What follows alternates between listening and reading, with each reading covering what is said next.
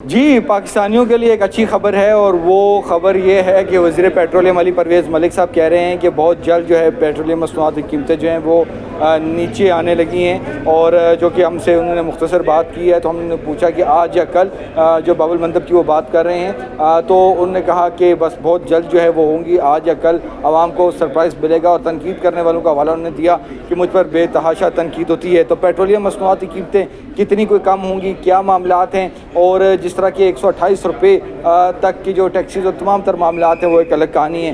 اب ہمارے ساتھ موجود ہیں جی یہ آئل سیکٹر کے جو سٹیک ہولڈر ہیں، آئل ٹینکر ایسوسی ایشن کے جو عہدیداران ہیں ہمارے ساتھ موجود ہیں، کیونکہ آئے روز چاہے وہ آنر ایسوسی ایشن ہو یا آئل ٹینکر ایسوسی ایشن، ان کے مطالبات ہیں، ہڑتال کی کالیں ہیں، یہ بتا رہے ہیں کہ ہمارے مطالبات تسلیم نہیں کیے جا رہے۔ یہ کس مقصد؟ کیونکہ کوئی 1.5 گھنٹے سے زیادہ جو ہے وزیر پیٹرولیم علی پرویز ملک ان کے پاس بیٹھے بھی، اور پھر ایک جو ہے کمیٹی بھی تشکیل دے دی گئی ہے۔ عبداللہ افریدی صاحب بہت شکریہ۔ یہ آئل ٹینکر ایسوسی ایشن اب آ گئی ہے، یہ آپ لوگ واقعی کیا تھریٹ کر رہے ہیں؟ چونکہ ایک عام تاثر ہے، یہ بھی ایک کوئی بات کرتا ہے کہ جی آپ لوگ بلیک میل کرتے ہیں، آپ لوگوں کے کیا مطالبات کیا ہیں، کون سے حقوق ہیں جو آپ کے منظور نہیں ہو رہے، کیا معاملات ہیں، اور ابھی علی پرویز ملک صاحب نے آپ کو بالآخر کیا کہا؟ ہم لوگ تھریٹ دیتے ہیں، نہ کوئی بلیک میلنگ کر رہے ہیں، ہم لوگ اپنے بچوں کا روزی کماتے ہیں۔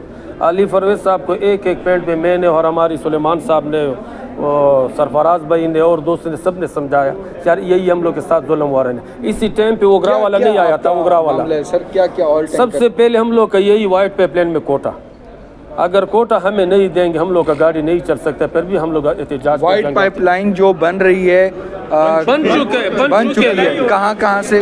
کراچی سے لے کر ماچکی تک۔ اس میں آپ لوگوں کا کیا شیئر ہے؟ پہلے ہم لوگ کا شیئر تھا 55%، پائپ لائن کا شیئر تھا 45%۔ ان لوگوں نے گورنمنٹ نے اور اوگرا نے اس کو 70% دے دیا، ہم لوگ کو 30% دے دیا۔ وہی 30% میں بھی اپنا ایم سی والا اپنے لاڈلے لوڈ کر رہے ہیں نا، جو اس کا دوست ہے وہی گاڑی لوڈ کرے، ہم لوگوں کو نہیں دے رہے ہیں۔ اس وجہ سے ہم لوگوں نے گورنمنٹ کو 72 گھنٹے ٹائم دیا تھا، اگر ہم لوگ کا مسئلہ نہیں ہوگا ہم 72 گھنٹے کے بعد ہم احتجاج ہڑتال پر عمل پہ جائیں گے۔ ہم لوگ اپنا گاڑی نہیں چلا سکتے، نقصان ہے۔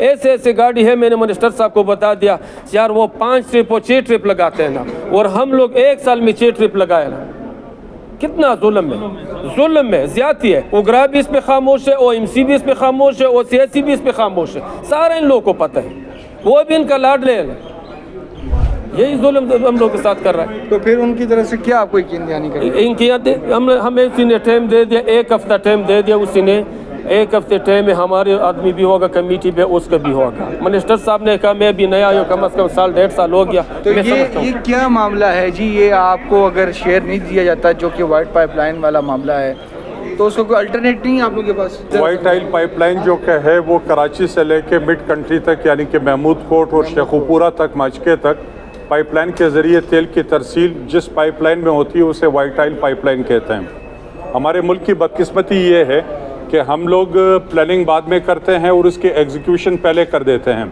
2018 میں جب یہ احمد پور شرقیہ کا واقعہ ہوا تھا 2017 میں، تو اوگرا اس وقت جو کہ ہے وہ ہمارے سر پہ ڈنڈا لے کر کھڑی ہو گئی کہ آپ اوگرا کمپلائنٹ گاڑیاں بنائیں۔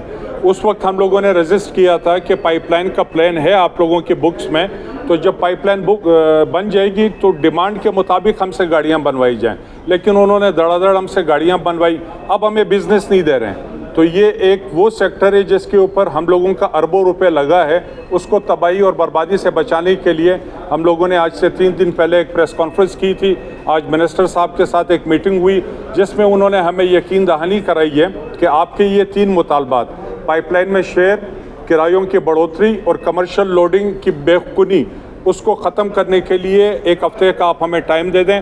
تو ہم ان کا شکریہ ادا کرتے ہیں کہ انہوں نے ہمارے مطالبات کو جو کہ ہے وہ سنا، اور انہوں نے ہمیں یہ تسلی دی کہ ہم جائز کو جائز قرار دیں گے، 1 ہفتے کے بعد ہماری ملاقات ہوگی۔ اور اگر یہ آپ کے مطالبات منظور نہیں ہوتے تو پھر آپ کا کیا لاہے عمل ہوگا؟ ہمیں اللہ کے ذات سے امید ہے انشاءاللہ تعالی مطالبات میں جو کہ وہ پیش رفت ہوگی انشاءاللہ، اللہ نے چاہا۔ اگر یہ مطالبات عبداللہ صاحب اگر نہیں ہوتے تو پھر کیا ہوگا؟ تو کوئی ہم لوگ احتجاج پہ جائیں گے۔ تو کیا ہوگا؟ اس سے کیا ہوگا؟ ہڑتال ہوگا، احتجاج، ہم لوگ اپنا گاڑی کھڑا کر لیں گے۔ تو وہ کتنا آپ جو ہے نا کنٹری کتنا جو ہے وہ متاثر ہوگی اگر آئل ٹینکر ایسوسی ایشن ایک ہڑتال کرتی ہے؟ یار کم از کم ہم لوگوں کا 20-25 ہزار گاڑی ہے وہ رک جائیں گے۔ रुक जाएं। रुक जाए। तो जी ये मामलात हैं, आपने सुना है कि ऑयल टैंकर एसोसिएशन का भी जो है वक्त दिया गया है हुकूमत की तरफ से, और इनका ये कहना है कि हमारे मुतालबात अगर तस्लीम नहीं होते तो हम जो है डिपो भी और पेट्रोल पंप्स भी जो है वो ड्राई आउट कर देंगे।